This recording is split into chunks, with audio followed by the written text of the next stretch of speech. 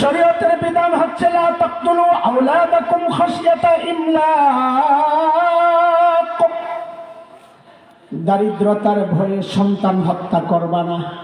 বলে দারিদ্রতার ভয়ে।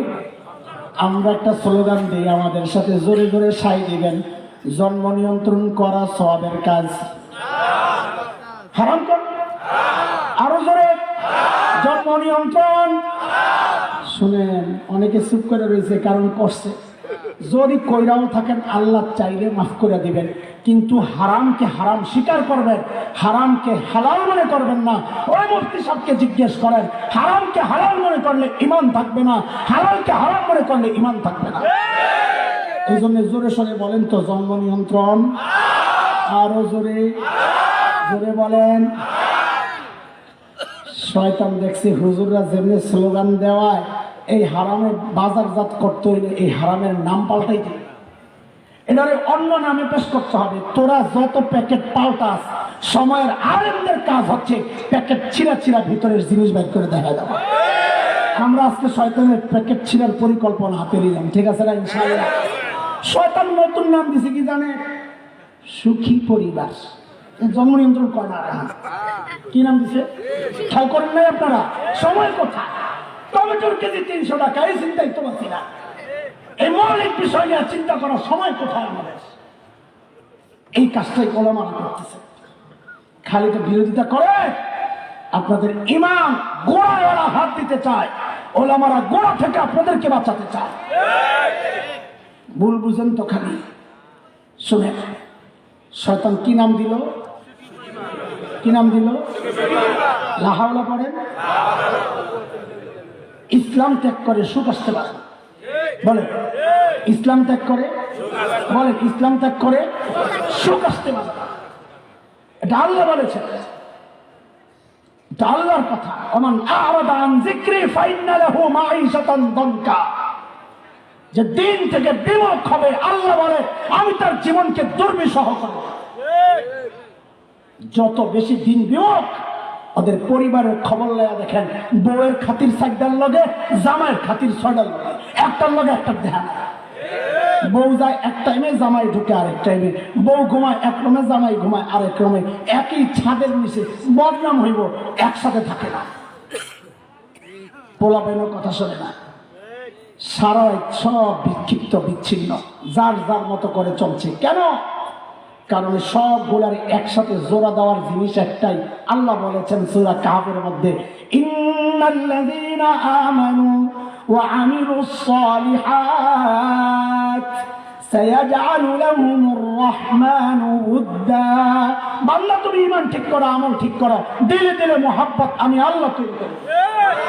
ঈমান নাই তো মোহাব্বত নাই।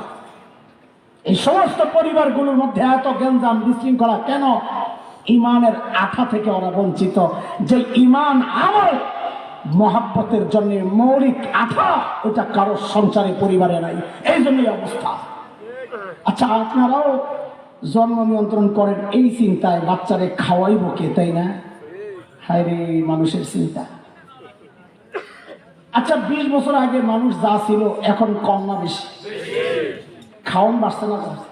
অথচ 20 বছর 25 বছর আগে একটু কল্পনা করেন তো, আঙ্গুর এটা ছিল রোগীর খাবার। বলেন বলেন, আঙ্গুর ছিল হসপিটালে মানুষ রোগী দেখতে গেলে 250 গ্রাম আঙ্গুর কাগজের ঠোঙ্গায় করে আটটার তেল হয়ে গেছে। দোকানে অনেক দূরে বড় মার্কেট থাকলে ওখানে যায় দেখা গেছে 1 কেজি আঙ্গুর যে ঝুলায় রাখছে, অর্ধেকটি শুকাইয়া কিচমিচ হয়ে গেছে, বেচা হয় না। আর এখন মহল্লায় মহল্লায় ভ্যানে কইরা কয়েক কালারের আঙ্গুর লইয়া ঘুরে। কথা কম ঠিক কিনা? খানা বাড়ছে না কম? বলেন বলেন। আগে আমরা ছোটবেলায় দেখছি, বাড়িতে মেহমান আসলে ঘরের চারপাশে জাল দিয়া, উঠানের যে ফাঁকগুলো আছে 2 ঘরের মাঝখানে জাল দিয়া মুরগি রক্ত দৌড়ে এখানে আছে কয়টা? একটা। ধৈরা এটা যে জবে করে টুকরা করতো, এটা ওলামারা বুঝবেন, আপনারা বুঝবেন না। টুকরা যে করতো জুজুল্লা জিলা এটা জাজদা, আর টুকরা করা যায় না, পাল্লা আরো করতো। আজকে যে রান খাও বলা ভাই, ওই রান হইতো 4 টুকরা, বড়টা যাইতো জামার পাতে। যার মাথায় যার পাতে কল্লা গেছে ওর মাথা ওর পাতে আর কলিজা যায়, যার পাতে কলিজা গেছে ওর পাতে আর গলা যায় না। কথা কোন ঠিক কিনা? আর এখন জামাইয়ের সামনে আস্তা মুরগি হাজির না করলে বিয়ে ভেঙে যাবে। খানা বাড়ছে না কমছে? কথা বলে, খানা বাড়ছে না কমছে? ইয়া মুরগি যদি জন্ম নিয়ন্ত্রণ করতো তো তোমার কপালে এখন 13 টাকার ডিম খাও 1300 টাকায় পাওয়া যেত না। গরু জন্ম নিয়ন্ত্রণ করলে আর গরুর গোস্ত খাওয়া লাগতো না। কথা কোন ঠিক কিনা? মানুষ বাড়লে খাদ্যের অভাব হয়, এটা যৌক্তিক ভাবেও অযৌক্তিক একটা ব্যাপার। কেন জানেন? ভারতের একজন বড় অর্থনীতিবিদ আছেন অমর্ত্য সেন, সে নোবেল পুরস্কারের জন্য বিবেচিত হয়েছিল তার যেই গবেষণার জন্য। সেই গবেষণা ছিল এইটা, মানুষ বাড়লে খাদ্যের অভাব হয়, এটা ঠিক না।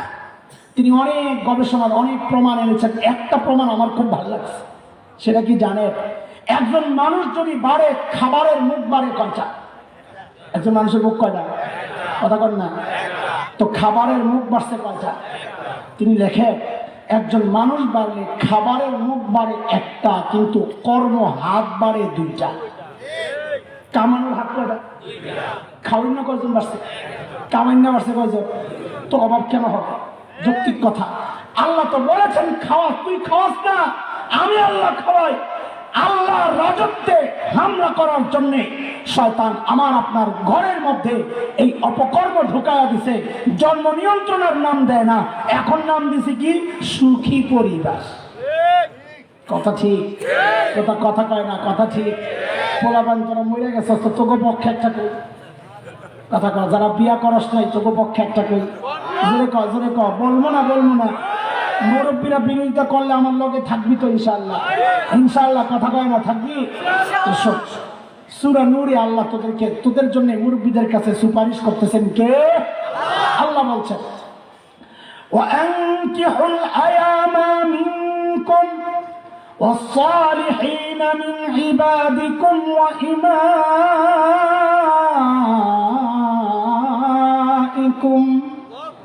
إن يكونوا فقراء يغنيهم الله من فضله والله واسع عليم। আল্লাহ মুরব্বীদেরকে বলছেন, অভিভাবকদেরকে বলছেন, ছেলে মেয়ে যখন উপযুক্ত হয়ে যায় ওদেরকে দেরি না কইরা বিয়া করায়া দেন। এবার ঠিক দেখি তো আল্লাহ কইছে তো ঠিক কর লাগবো। শয়তান শরম নাই, খবিশ কথা যাচ্ছে। ওদেরকে কি করায় দেন? এটা বল, কি করায় দেন?